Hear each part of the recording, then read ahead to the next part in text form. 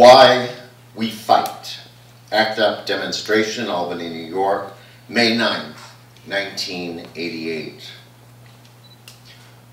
A friend of mine in New York City has a half-fare transit card, which means that you can get on buses and subways for half price.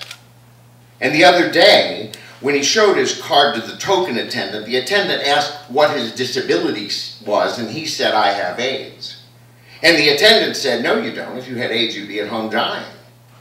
And so, I wanted to speak today as a person who has AIDS, but is not dying. You know, for the last 3 years since I was diagnosed, my family thinks two things about my situation. One, they think I'm going to die, and two, they think that the government is doing absolutely everything in their power to stop that. And they're wrong on both counts. So if I'm dying of anything, I'm dying from homophobia. If I'm dying from anything, I'm dying from racism. If I'm dying from anything, it's from indifference and red tape, because these are the things that are preventing an end to this crisis. If I'm dying of anything, I'm dying from Jesse Helms. If I'm dying from anything, I'm dying from the President of the United States. And especially, I'm dying from the sensationalism of newspapers and magazines and television shows, which are interested in me as a human interest story only as long as I'm willing to be a helpless victim, but not if I'm fighting for my life. If I'm dying from anything, I'm dying from the fact that not enough rich, white, heterosexual men have gotten AIDS for anybody to give a shit. You know, living with AIDS in this country is like living in the Twilight Zone. Living with AIDS is like living through a war which is happening only for those people who happen to be in the trenches. Every time a shell explodes, you look around and you discover that you've lost more of your friends, but nobody else notices. It isn't happening to them. They're walking the streets as though we weren't living through some sort of a nightmare. And only you can hear the screams of people who are dying and their cries for help.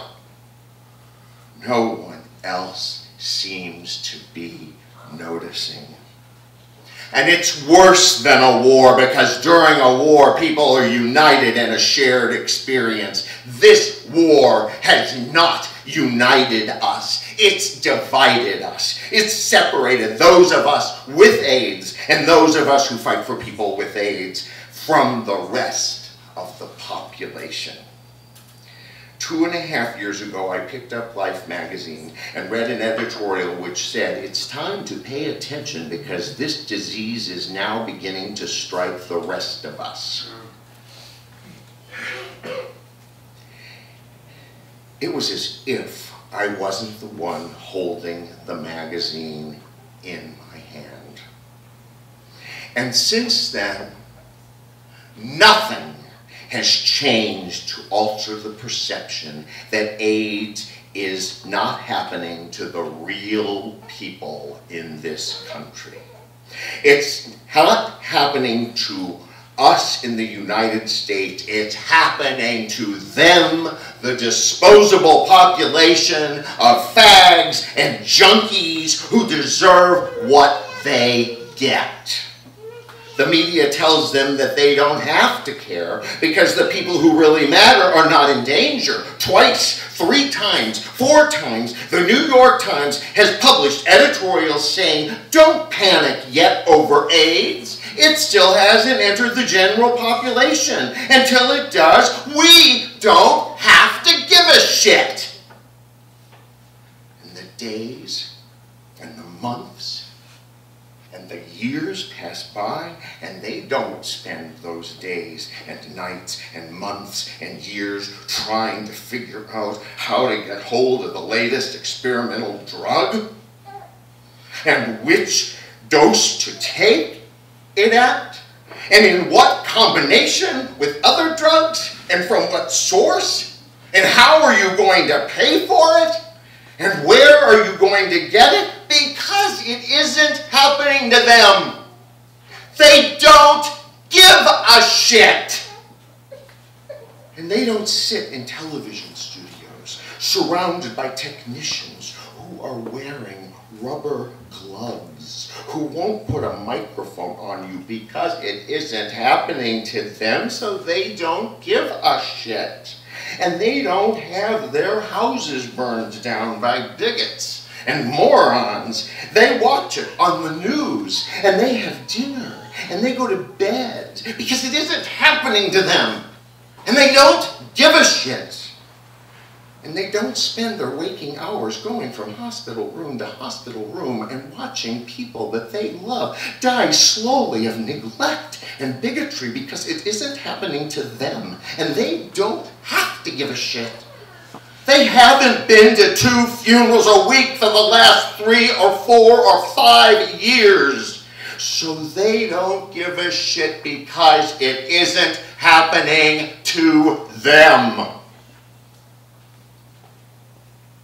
And we read on the front page of the New York Times last Saturday that Anthony Fauci now says that all sorts of promising drugs for treatment haven't even been tested in the last 2 years because he can't afford to hire the people to test them. We're supposed to be grateful that this story has appeared in the newspaper after 2 years. Nobody wonders why some reporter didn't dig up that story and print it 18 months ago? Before Fauci got dragged before a congressional hearing? How many people are dead in the last 2 years? Who might be alive today if those drugs had been tested more quickly? Reporters all over the country are busy printing government press releases. They don't give a shit. It isn't happening to them, meaning that it isn't happening to people like them, the real people, the world famous general public we all keep hearing about. Legionnaire's disease was happening to them because it hit people who looked like them, who sounded like them, who were just the same color as them. And that fucking story about a couple dozen people hit the front page of every newspaper and magazine in this country, and it stayed there until that mystery got solved. All I read in newspapers tells me that the mainstream white heterosexual population is not at risk for this disease. All the newspapers I read tell me that IV drug users and homosexuals still account for the overwhelming majority of cases and a majority of those people at risk. And can somebody please tell me why every single penny allocated for education and prevention gets spent on ad campaigns that are directed almost exclusively to white heterosexual teenagers who they keep telling us are not at risk? Can somebody tell me why the only television movie ever produced by a major network in this country about the impact of this disease is not about the impact of the disease on the man who has AIDS, but the impact of AIDS on his white, straight, nuclear family? Why? For 8 years, every newspaper and magazine in this country has done cover stories on AIDS only when the threat of heterosexual transmission is raised. Why? For 8 years, every single educational film designed for use in high schools has eliminated any gay-positive material before being approved by the Board of Education. Why? For 8 years, every single public information pamphlet and video distributed by establishment sources has ignored specific homosexual content. Why is every bus and subway ad I read, every advertisement and every billboard I see in this country specifically not directed at gay men? Don't believe the lie that the gay community has done its job and done it well and educated people. The gay community and IV drug users are not all politicized people living in New York and San Francisco. Members of minority populations, including so-called sophisticated gay men, are abysmally ignorant about AIDS. If it is true that gay men and IV drug users are the population at risk for the disease, then we have a right to demand that education and prevention be targeted specifically to these people. And this is not happening. We are being allowed to die, while the low-risk populations are being panicked, and not educated, panicked into believing that we deserve to die. Why are we here together today? We're here because it is happening to us, and we do give a shit. And if there were more of us and less of them, AIDS wouldn't be what it is at this moment in history. It's more than a disease which ignorant people have turned into an excuse to exercise the bigotry they have always felt. It's more than a horror story exploited by the tabloids. AIDS is really a test of us as a people. When future generations ask what we did in this crisis, we're going to have to tell them that we were out here today. And we have to leave the legacy to those generations of people who will come after us. Someday, the AIDS crisis will be over. Remember that. And when that day comes, when that day has come and gone, there will be people alive on this earth, gay people and straight people, men and women, black and white, who will hear the story that once there was a terrible disease in this country and all over the world. And a brave group of people stood up and fought, and in some cases gave their lives so that other people might live and be free.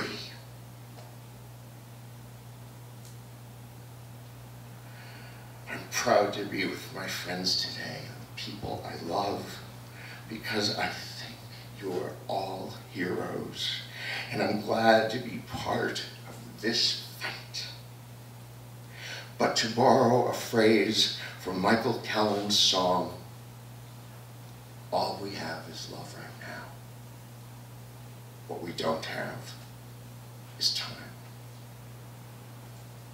In a lot of ways, AIDS activists are like those doctors out there. They're so busy putting out fires and taking care of people on respirators that they don't have the time to care for all of those sick people. We're so busy putting out fires right now that we don't have the time to talk to each other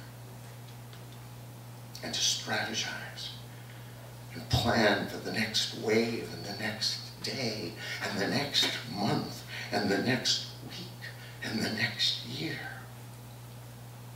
And we're going to have to find the time to do that in the next few months. And we have to commit ourselves to doing that. And then, after we kick the shit out of this disease, we're all going to be alive to kick the shit out of this system so that this never happens again.